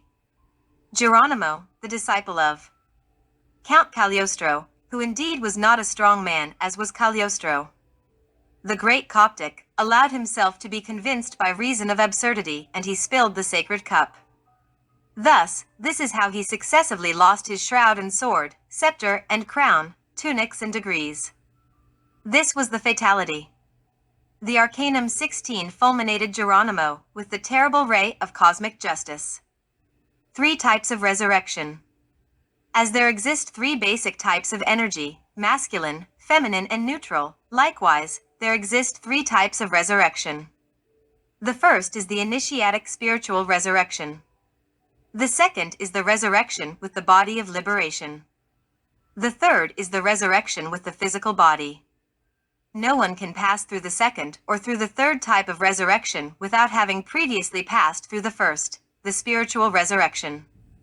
Spiritual resurrection is achieved only with initiation. We must first resurrect spiritually in the fire and thereafter in the light. Resurrection with the body of liberation. The resurrection with the body of liberation is achieved in the superior worlds. The body of liberation is organized with the best atoms of the physical body. This is a body of flesh that does not come from Adam. It is a body filled with indescribable beauty. The adepts can enter into the physical world and work in it with this paradisiacal body, which they make visible and tangible at will. Resurrection with the physical body. On the 3rd day after his death, the adept comes, in his astral body, to the sepulchre, where his physical body lies. The master invokes his physical body, and it obeys, by taking advantage of hyperspace and escapes from the sepulchre. This is how the sepulchre remains empty and the shroud left lying there. The body resurrects within the superior worlds. The holy women treat the body of the adept with drugs and aromatic ointments. Obeying supreme orders, the resurrected body enters within the soul master through the top of the sidereal head. This is how the master once again possesses his physical body. It is necessary to emphasize that in this type of resurrection, the physical body submerges itself within the supersensible worlds. When a resurrected master, whose body was within the holy sepulchre for 3 days, wants to enter into the physical world, he then exercises his willpower and is able to appear and disappear at will, instantaneously. Jesus the Christ is a resurrected master that for 3 days had his physical body in the holy sepulchre. After the resurrection, Jesus appeared before the disciples of Emmaus on the road and dined with them. After this, he presented himself before the 11 apostles and then before the unbelieving Thomas, who only believed. After putting his fingers in the wound of the holy body of the great master, Hermes, Cagliostro, Paracelsus, Nicholas Flamel, Quetzalcoatl, Saint Germain, Babaji, etc., have preserved their physical bodies for thousands, and even millions of years, without death harming them. They are resurrected masters. Elixir of long life. Only with the Arcanum AZF may one be able to produce the elixir of long life. Resurrection is impossible without the elixir of long life. Arcanum 21. Let us now study the 21st Arcanum of the Tarot. The hieroglyphic of this Arcanum is the Fool. By examining this Arcanum, we can see the unfortunate poor fool, who wanders aimlessly without direction, with a shoulder bag, within which he carries all of his absurdities and vices. His clothes are in disarray, leaving his creative organs exposed, and a cat following him, that bites him incessantly, and he does not even try to defend himself. In this Arcanum we find represented the sensitivity, the flesh, the material life. We could also represent this Arcanum with the inverted flaming star. Every initiate that allows himself to fall is indeed the fool of the tarot. When the alchemist spills the cup of Hermes, he in fact converts himself into the fool of the tarot. It is necessary to annihilate desire if we want to avoid the danger of falling. Many masters who swallowed soil, many resurrected masters, fell and converted themselves into the fool of the 21st Arcanum of the Tarot. It is enough to remember Zanoni during the French Revolution. He was a resurrected master, and nonetheless he allowed himself to fall when he fell in love with an actress of Naples. Zanoni died by the guillotine after having lived with the same physical body for thousands of years. Whosoever wants to annihilate desire must discover its causes. The causes of desire are found in sensations. We live in a world of sensations and we need to comprehend them. There are 5 types of sensations. 1. Visual sensations. 2. Auditory sensations. 3. Olfactory sensations. 4. Taste sensations. 5. Touch sensations. The 5 special types of sensations transform themselves into desire. Therefore, the causes of desire are found within the sensations. We must not condemn the sensations, nor may we justify them. We need to profoundly comprehend them. A pornographic image strikes the senses and then passes to the mind. The outcome of this perception is a sexual sensation that is soon transformed into animal desire. After passing through the sense of hearing and through the cerebral center of sensations, a vulgar morbid type of song is converted into sexual desire. We see a luxurious car, we sense it and thereafter we desire it. We taste a delicious cup of liquor, we perceive its odor with our sense of smell and feel its delicious sensations and thereafter we desire to drink more and more until we become inebriated. Thus, smell and taste turn us into gluttons and drunkards. The sense of touch places itself under the service of all of our desires. Thus, this is how the eye receives pleasure from amidst the vices and wanders like the fool of the tarot from life to life with his bag, within which he carries all of his vices and absurdities, on his shoulders. Whosoever wants to annihilate desire, first of all, needs to intellectually analyze the sensations and thereafter profoundly comprehend them. It is impossible to profoundly comprehend the contextual concept within a sensation with the mere intellect, since the intellect is just a small fraction of the mind. Therefore, if we want to profoundly comprehend the substantial context of a certain sensation of any kind, we then indispensably need the technique of internal meditation. It is urgent to profoundly comprehend the I in all the levels of the mind. The mind has many subconscious and unconscious levels and backgrounds which are normally unknown to humans. Many individuals, who have achieved absolute chastity here in the physical world, become terrible fornicators in other levels and profundities of the mind when they are submitted to difficult ordeals in the internal worlds. Great anchorites and hermit saints discovered with horror that the fool of the tarot continues living in other more profound levels of their understanding. Indeed, only by comprehending the sensations and all the wrinkles of the mind can we annihilate desire and kill the fool of the tarot who hides among all of the wrinkles of the mind. It is necessary for our students to learn how to see and hear without translating. When a man perceives the beautiful figure of a woman and commits the error of translating that perception into the language of his sexual desires, then the outcome is sexual desire. This type of desire, even when it is forgotten, continues living internally in other unconscious levels of the mind. This is how the I incessantly fornicates in the internal worlds. Therefore, it is important to learn how to see without translating, to see without judging. It is indispensable to see, hear, taste, smell and touch with creative comprehension.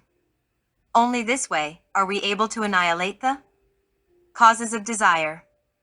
Indeed, the tree of desire has roots that we must study and profoundly comprehend. Upright perception and creative comprehension.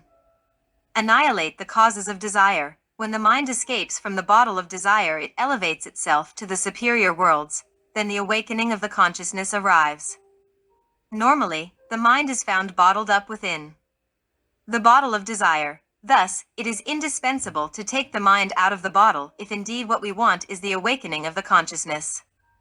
It is impossible to awaken consciousness without taking the mind out of the bottle. We constantly hear complaints from many students who suffer because during the slumber of their physical bodies they unconsciously live within the superior worlds. Many of them have performed many esoteric practices in order to achieve astral projection, yet they do not succeed. When we study the life of these whiners, we discover within them the fool of the tarot. These people are full of desires. Only by annihilating the desire do we liberate the mind which is normally found bottled within the bottle of the desire. By liberating the mind, the awakening of the consciousness is produced. The Fool of the Tarot is the psychological I, the myself. The reincarnating ego. If we indeed want to finish the causes of desire, then we need to live in a state of constant vigilance. It is urgent to live in a state of alert perception, alert novelty. The I is the great book, a book of many volumes, and only by means of the technique of inner meditation may we be able to study that book. When we discover and profoundly comprehend a defect in all of the levels of the mind, then this defect disintegrates itself. Each time a defect is disintegrated, something new occupies its place, be this an esoteric password, a mantram, a cosmic initiation, an esoteric degree, a secret power, etc. This is how we fill ourselves, little by little, with true wisdom. Arcanum 21. The Kabbalistic edition of this arcanum gives us the following result: 2 + 1 = 3. 1 is the Father, Kether, 2 is the Son, Chakma, 3 is the Holy Spirit, Bina. This is the resplendent dragon of wisdom within any human being that comes into the world. Anyone who achieves the dissolution of the psychological I, the Fool of the Tarot, incarnates his resplendent dragon of wisdom. Whosoever incarnates his resplendent dragon of wisdom becomes a spirit of wisdom. Speak not in the ears of a fool, for he will despise the wisdom of thy words. Proverbs 23 verse 9. Coexistence. It is not by isolating ourselves from our fellow men that we are able to discover our defects. It is only by means of interrelations that we self-discover, thus by means of interrelations with others, we surprisingly discover our defects because they flourish and spring forth from within and emerge in the external world by means of the human personality. Thus, in social coexistence, self-discovery and self-revelation exist. When we discover a defect, we must first analyze it intellectually and thereafter comprehend it in all of the inner layers, literally backgrounds of the mind, by means of the technique of mediation. It is necessary to concentrate on the discovered defect and meditate on it with the intention of profoundly comprehending it. Meditation must be combined with the state of slumber. Thus, this is how, by means of profound vision, we become conscious of the defect we are trying to comprehend. Once the defect is dissolved, something new arrives. It is necessary to be in a state of alert perception and alert novelty during internal meditation. In order to receive that something new, each defect must be replaced with something new. This is how man becomes wise. Indeed, this is the path of wisdom. Intuition. As we go along, dissolving the Fool of the 21st Arcanum of the Tarot, intuition is developed. This is the flower of intelligence. Intuition and comprehension replace reasoning and desire. These two latter ones are the attributes of the I. Intuition allows us to penetrate into the past, into the present, and into the future. Intuition allows us to penetrate into the deeper meaning of all things. Intuition grants us entrance into the world of the ineffable gods. Any intuitive initiate converts himself into a true prophet. Practice for the development of intuition. It is urgent for the devotee of the path of the razor's edge to intensify the development of intuition. This faculty resides in the coronary chakra. This chakra shines upon the pineal gland, which is the seat of the soul, the third eye.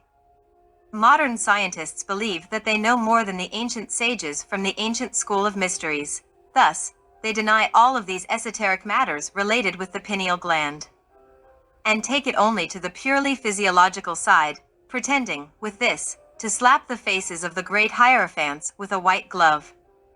Notwithstanding, the ancient sages from old times never ignore that the pineal gland is a small, reddish-gray cone-shaped tissue located in the posterior part of the brain.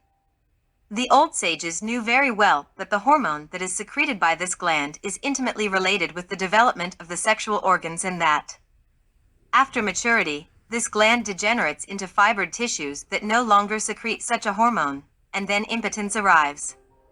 An exception exists in this process, and this is known only by the Gnostics. Gnostics preserve the activity of their pineal gland. and its sexual functional secretion remains active by means of sexual magic throughout their entire life. The pineal gland is the center of the intuitive polyvoyance.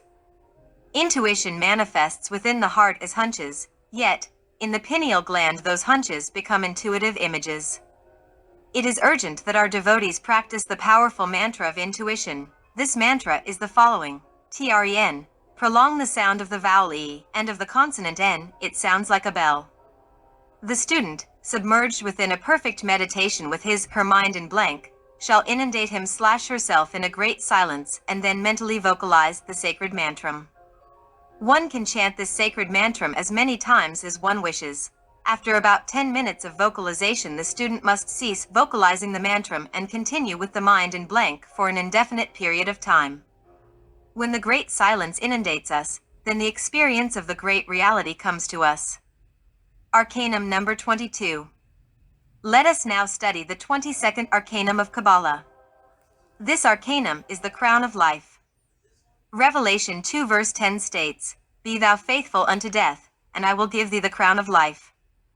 To find faithful people in these studies is difficult. All of those who enter into the Gnostic studies want to develop occult powers immediately, and this is serious. People believe that the path of self-realization is like playing football or like playing tennis. People have still not learned how to be serious.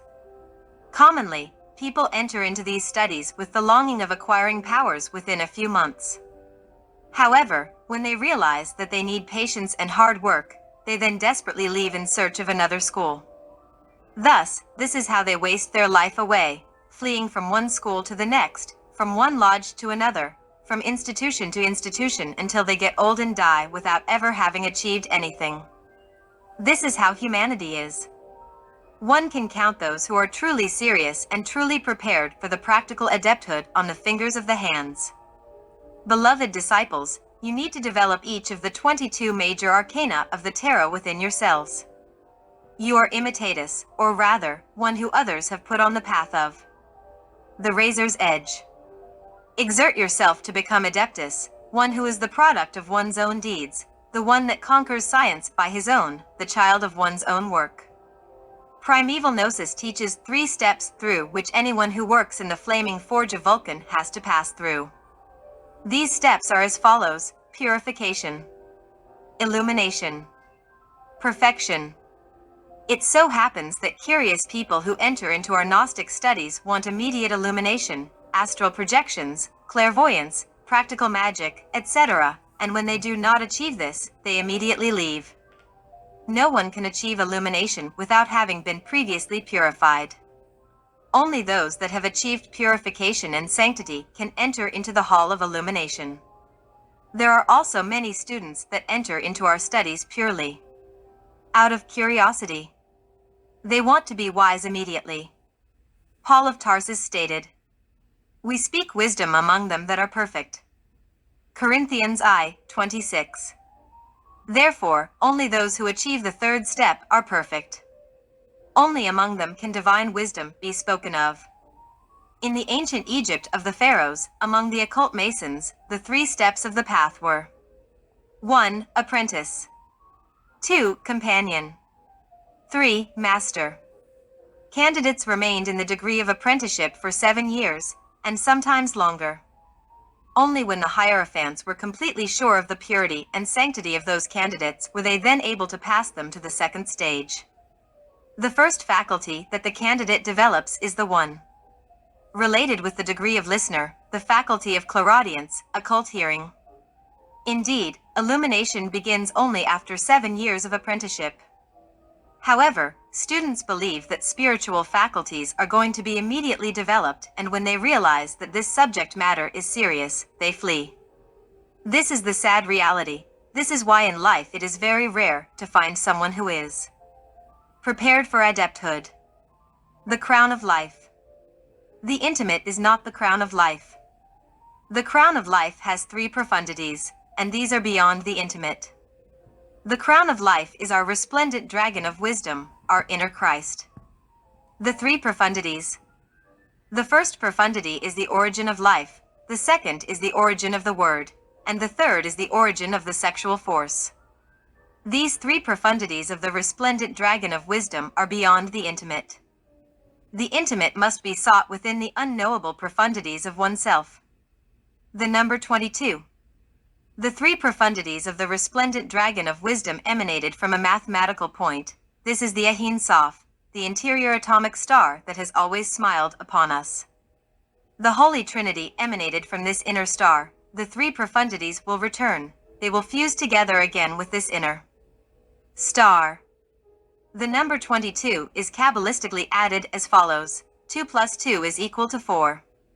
The Holy Three emanates from the inner star. Thus, the Holy Trinity plus its inner star is the Holy Four, the mysterious Tetragrammaton, which is Yod Vah. Now we comprehend why the 22nd Arcanum is the crown of life. Be thou faithful unto death, and I will give thee a crown of life. Revelation 2 verse 10. Blessed by the one who incarnates the spirit of wisdom, Chakma. Those Buddhas who do not renounce nirvana can never incarnate the cosmic Christ, who is beyond the inner Buddha. Our inner Buddha has to seek the cosmic Christ within its own unknowable profundities. The cosmic Christ is the Glorian, the incessant eternal breath profoundly unknowable to itself, the ray that joins us to the abstract absolute space. Hieroglyph. Hieroglyphic of this arcanum, the crown of life is amidst the four mysterious animals of sexual alchemy. In the middle of the crown, truth is represented as a naked woman who has a little stick in each hand, the priest and the priestess. This is sexual alchemy. We can incarnate the truth only by working in the flaming forge of Vulcan. The Ark of Alliance. The Ark of Alliance had 4 cherubim, touching each other with their wings, and were in the attitude of the man and the woman during the sexual act. Inside the ark were found the flourishing rod of Aaron, the cup of Gomer, containing the manna and the 2 tablets of the law. The number 4 as a result of the addition of the 22, 2 plus 2 is equal to 4. The internal lodge. The first duty of any Gnostic is to be sure that the lodge is protected. During the degree of Apprentice, the attention is focused on the astral plane. The inner lodge must be protected. The astral body must be clean from any type of animal passions and desires.